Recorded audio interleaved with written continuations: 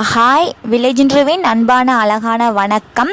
இன்னைக்கு நம்ம என்ன வீடியோ பார்க்க போகிறோம் அப்படின்னா ஒரு விவசாய வீடியோ தான். அதுவும் கடலை விவசாயம். நாங்கள் எப்படி கடலை விவசாயம் பண்ணினோம், அதில் சின்ன சின்ன தவறுகள் என்ன பண்ணினோம் அப்படிங்கிறத இன்னைக்கு நம்ம முழுமையாக நம்ம பார்த்து தெரிஞ்சுக்கலாம். அதுக்கு முன்னாடி ஃபர்ஸ்ட் டைம் இன்னைக்கு தான் நம்ம சேனலில் பார்க்குறதா இருந்தால் நம்ம சேனலை சப்ஸ்கிரைப் பண்ணிடுங்க. அண்ட் பக்கத்தில் இருக்கிற பெல் ஐக்கானை மறக்காமல் கிளிக் பண்ணிடுங்க. ஃபர்ஸ்ட்டு நாங்கள் எப்படி கடலை விவசாயம் பண்ணினோம் அப்படிங்கிறத ஃபர்ஸ்ட்டு நான் சொல்லிடுறேன். ஆரம்பத்தில் ஃபர்ஸ்ட் நாங்கள் கடலை பருப்பு பயிரிடும்போது நாங்கள் அடி உரம் போட்டு அதுக்கப்புறம் அந்த மாட்டுச்சாணம் குப்பை வச்சு எல்லாமே பண்ணி டிராக்டர் மூலமாக தான் நாங்கள் கடலை பருப்பெல்லாம் நம்ம பயிரிட்டோம். பயிரிட்டதுக்கு அப்புறம் நாங்கள் அதை கண்ணி அல்லது பார் அப்படின்னு நான் ஏற்கனவே மற்ற விவசாய வீடியோலாம் சொல்லியிருப்பில்லையா, அது போல் நம்ம எடுத்ததுக்கு அப்புறமாட்டே நாங்கள் கொஞ்சம் கொஞ்சம் தான் தண்ணீர் விட்டு நாங்கள் அந்த கடலை செடிகள் எல்லாமே வளர்த்தோம். இதில் நாங்கள் என்ன சின்ன சின்ன தவறுகள் செஞ்சோம், அந்த தவறுகளே எங்களுக்கு ரொம்ப நஷ்டத்தில் கொண்டு போய் விட்டுருக்கு. அது என்ன அப்படிங்கிறத நான் ஃபர்ஸ்ட் உங்ககிட்ட சொல்லிடுறேன். ஃபர்ஸ்ட் நாங்கள் என்ன தப்பு பண்ணியிருந்தோம் அப்படின்னா இந்த கடலை செடி வளர்ந்ததுக்கு அப்புறமே அதை 90 நாள் அல்லது 100 நாளுக்கு அப்புறம் நம்ம அந்த கடலை செடியை பறிச்சிடணும். அதுக்கும் நாங்கள் டிலே பண்ணிட்டோம்.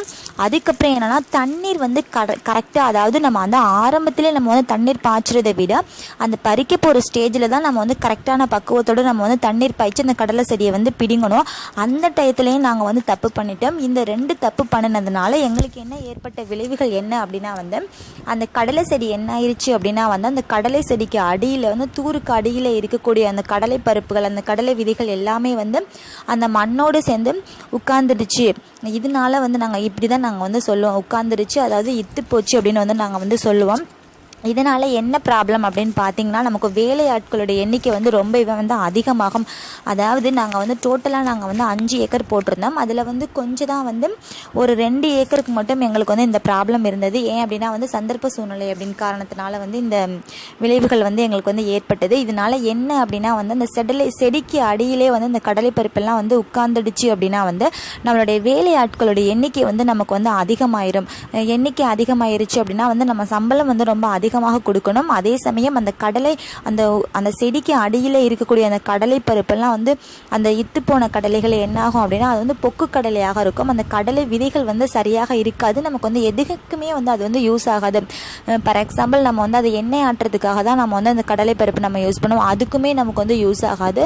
ஸோ நம்ம வியாபாரிக்கிட்ட நம்ம விற்கிறதா இருந்தாலுமே அதுக்குமே அந்த விதைகளை ஏற்றுக்க மாட்டாங்க. அதனால ரொம்ப நஷ்டமாயிரும். இந்த மாதிரி தப்பு மற்ற புது விவசாயிகள் யாருமே பண்ணக்கூடாது அப்படிங்கிறதுக்காக தான் இந்த வீடியோ நான் உங்களுக்கு போடுறேன். பட் இதை எல்லாருக்குமே தெரியப்படுத்தினா ரொம்ப ரொம்ப எனக்கு நாங்கள் ஏற்பட்ட சின்ன சின்ன தப்புகளை மற்றவங்க அதை திருத்திக்கணும் அப்படிங்கிற ஆரம்பத்தில் ஃபர்ஸ்ட் கடலை விவசாயம் பண்ணும்போது நம்ம தண்ணீர் நம்ம கரெக்டான பக்குவத்தோடு நம்ம பாய்ச்சிக்கலாம். அதாவது வாரத்தில் ஒரு நாளையோ அல்லது 10 நாளுக்கு ஒரு தடவை நம்ம தண்ணீர் விட்டுக்கலாம். தண்ணீர் விடுறது பொறுத்து தான் அந்த கடலை அந்த கடலை விதைகளுக்குள்ளே இருக்கக்கூடிய பருப்பு ரொம்ப பெரியதாக இருக்கும். நம்ம உரம் போடுறதுனாலையும் அந்த குப்பை வைக்கிறதன் மூலமாக தான் அந்த ஒவ்வொரு கடலையுமே கடலை பருப்பு பெரியதாக இருக்கும். அப்போ தான் நமக்கு ரொம்ப நல்லா வெயிட் இருக்கும். இதில் நான் காமிக்கிற இந்த வீடியோ ஃபுல்லாக பார்த்தீங்கன்னா அந்த பொக்கு கடலை அப்படின்னு சொன்னேன் இல்லையா, அதெல்லாம் தனியாக பறிச்சுட்டு காய வச்சுருக்காங்க. இது எதுக்குமே யூஸ் ஆகாது. நம்ம அந்த கடலை கடைசியாக நம்ம பிடிங்கின கடையில எல்லாமே நம்ம அந்த ஆஞ்சதுக்கு அப்புறம் நம்ம அதை ஒன் டைம் நம்ம காய போட்டதுக்கு அப்புறம் தான் நம்ம மூட்டைகளாக நம்ம போட்டு நம்ம வியாபாரிகளுக்கு கொடுப்போம்.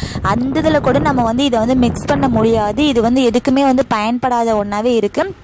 ஏன்னா அந்த கலர் பார்த்தீங்க அப்படின்னா அந்த கடலையோட கலர் ரொம்ப மக்கி இருக்கும். இதை யாருமே வாங்க மாட்டாங்க.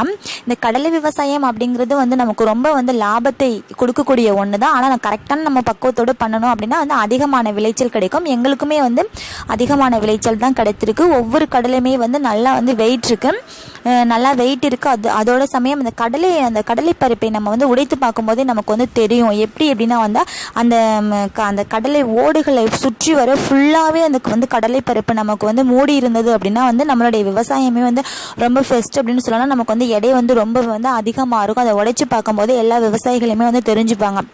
நம்ம கடலை வந்து எப்படி வச்சிருக்கு அப்படிங்கிறது.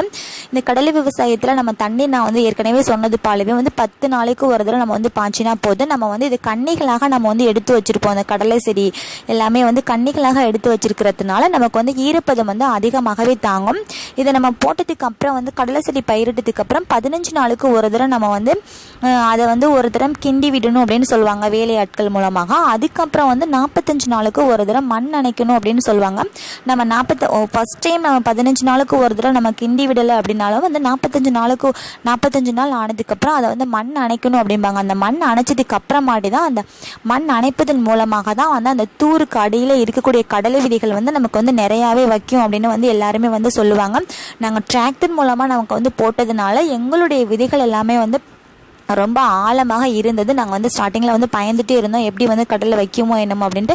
ஆனால் நல்லாவே வந்து எங்களுக்கு வந்து நல்ல விளைச்சல் வந்து கிடைச்சிருக்கு. கொஞ்சம் அந்த 2 ஏக்கர் மட்டும் கரெக்டான பக்குவத்தில் நாங்கள் தண்ணீர் பாய்ச்சலை அப்படிங்கிறதுனால வந்து எங்களுக்கு கொஞ்சம் பொக்கு கடலையாக மாறினது. என்னன்னா வந்து நாங்கள் வந்து ஃபர்ஸ்ட் டைம் நாங்கள் அந்த பிடுங்குவதற்கு 1 வாரத்துக்கு முன்னாடியே வந்து தண்ணி பாய்ச்சிட்டு திருப்பி நாங்கள் வந்து ரிட்டன் நாங்கள் வந்து 4 நாளுக்கு அப்புறம் தண்ணி பாய்ச்சதுனால தான் அந்த கடலை எல்லாமே வந்து திருப்பி அந்த ஈரம் பட்டதுனால தான் அந்த கடலை பருப்புகள் எல்லாமே வந்து அடியில் தங்கிருச்சு. பட் இந்த தப்பை நாங்கள் செய்யலை அப்படின்னா வந்து எங்களுக்கு வந்து நல்லதாக வந்து கிடைச்சிருக்கும். பட் டோட்டலாக நாங்கள் வந்து இப்போ எல்லாமே வந்து இந்த வீடியோ எடுத்ததுக்கப்புறம் வந்து நாங்கள் மூட்டைகளாகவே நாங்கள் போட்டுட்டு நாங்கள் அதை வந்து விற்றுட்டோம். மூட்டைகள் அப்படிங்கும்போது அதை வந்து சணல் சாக்கு அப்படின்னு சொல்லுவோம். அந்த சாக்கில் ஒரு சாக்கு அப்படின்னா அதாவது ஒரு மூட்டை அப்படிங்கிறது நமக்கு வந்து 50 கிலோ நமக்கு வந்து அந்த கடலை எல்லாமே வந்து இருக்கும். அதோட ரேட்டு வந்து தற்போதைய விலை என்ன அப்படின்னா வந்து 1800 1850 இந்த ரேஞ்ச். அதாவது இதை நாங்கள் வந்து வியாபாரிக்கிட்ட கொடுத்ததுனால வந்து ஒவ்வொரு மூட்டையோட ரேட்டும் இவ்வளவுக்கு வந்து எடுத்துக்கிட்டாங்க. பட் இது எல்லாமே நம்ம வந்து பருப்பு மில்களை கொண்டு நம்ம வந்து அடித்தோம் அப்படின்னா வந்து